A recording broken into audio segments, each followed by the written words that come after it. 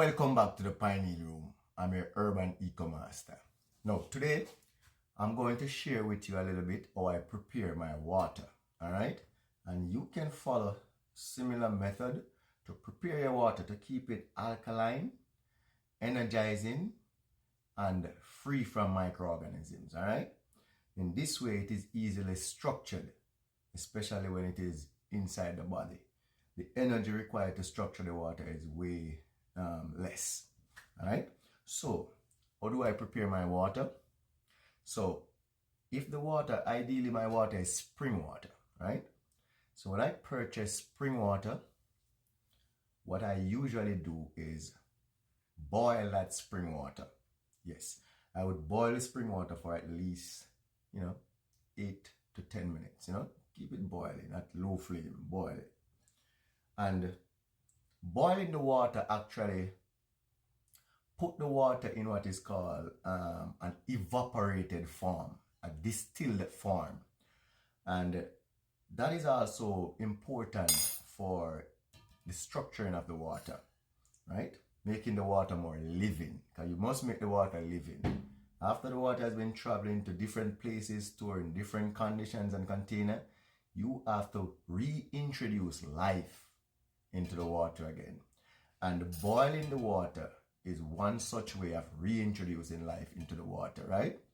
And like I said, boiling the water, put the water in an evaporative state or a distilled state. Not only that, boiling destroy harmful pathogens and microbes. After boiling the water for 10 minutes, the next thing we do is cool the water, right? And we cool the water, and here we are going to treat the cooled water, right? We cool the water, now we are going to treat it. So what we are going to do is treat it with lemon, right? Lemon juice. Why? We know that lemon juice contains citric acid and ascorbic acid. And we know that from time to time, our water can be heavy. You hear they talk about hard water and soft water. Well, hard water is water that contains a lot of calcium, right? And magnesium. So calcium tends to make the water heavy, right? And you know that excess calcium in the water can form the scales. This is why when you boil water, you see this white line around the pan. That's the scale, calcium precipitating. Now, drinking a lot of hard water can result in hardening of the artery as well. Calcium hardening. And like I said in previous lecture, if you have a lot of calcium in the body and you eat a lot of meat with the uric acid will pick up the excess calcium and form calcium uricate. And that can be a crystal that leads to a stone and form gout and other issues in the joints. Now, adding lemon to your water, you're actually alkalizing the water because the citric acid will become citrate in the water. What happens is that citric acid will pick up calcium, the excess calcium in the hard water, and tie it up as calcium citrate. And calcium citrate is a lovely nutrient. That is a chelated calcium. Now this can be easily carried and drop off in important areas of the body, right? So lemon juice definitely will alkalize the water and make the water a little bit softer, right? So we are actually forming soft water right here when we alkalize with lemon, all right? And after doing that now, we can stir.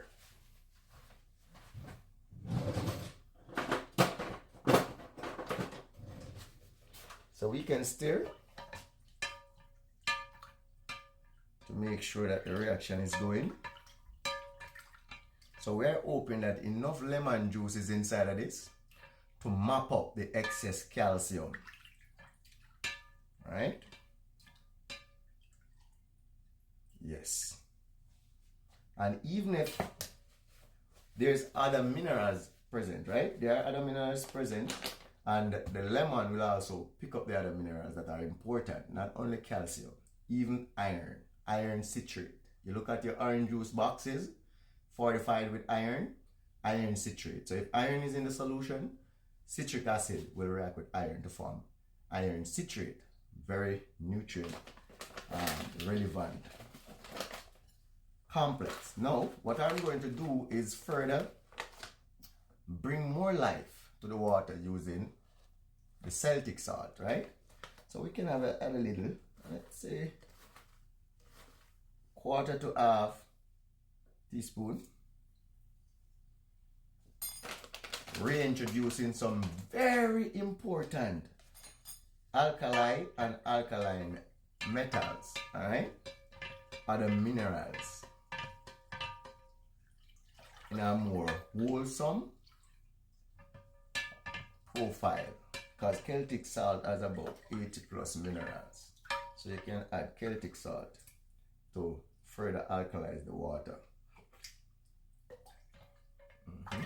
Can add a little bit more, a little bit more.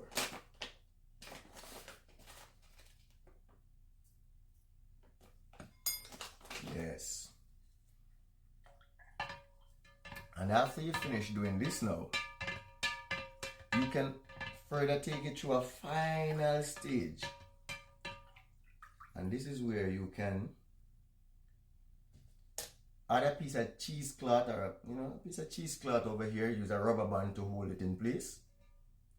And then you further cover with your lid. So you would have your cheesecloth in place, cover with your lid.